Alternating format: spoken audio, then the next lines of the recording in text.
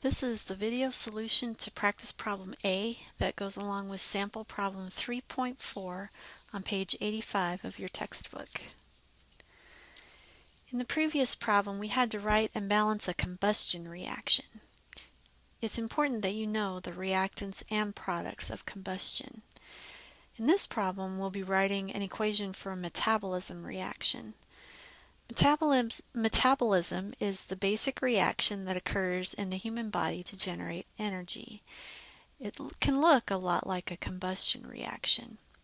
So I've shown the combustion from the previous problem where we take a fuel and add oxygen and generate carbon dioxide and water gas.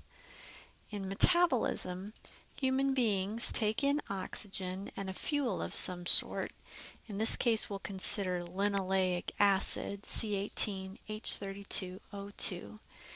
And then the products of the metabolism reaction are CO2 gas, which we exhale, and liquid water.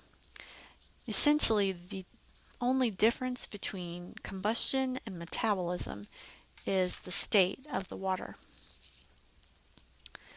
Well, now that we have our reactants and products lined up, we can balance. This time we'll start by balancing the carbon atoms again, leaving the hydrogen and oxygen to the very end if we possibly can.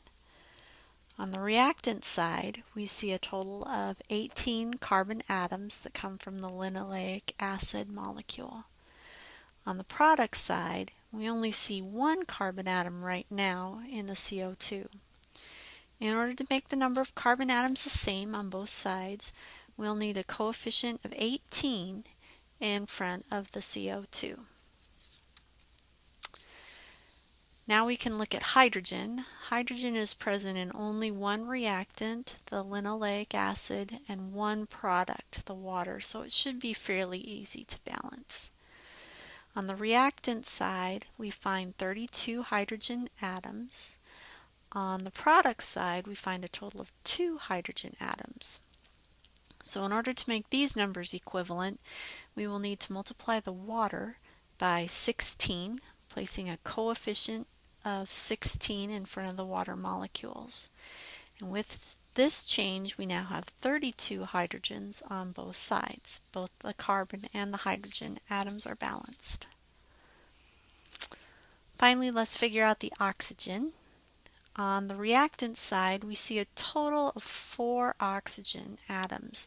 These come from the O2 and the linoleic acid and the gaseous oxygen molecule.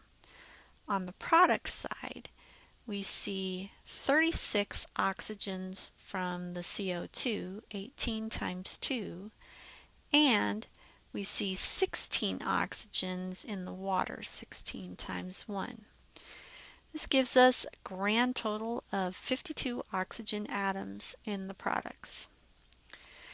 Now we've spent a lot of time in this reaction trying to balance the carbon and hydrogen. So in getting the oxygen balanced, it would be ideal if we could avoid changing the coefficient in front of the linoleic acid and only put a coefficient in front of the O2 to get things squared up.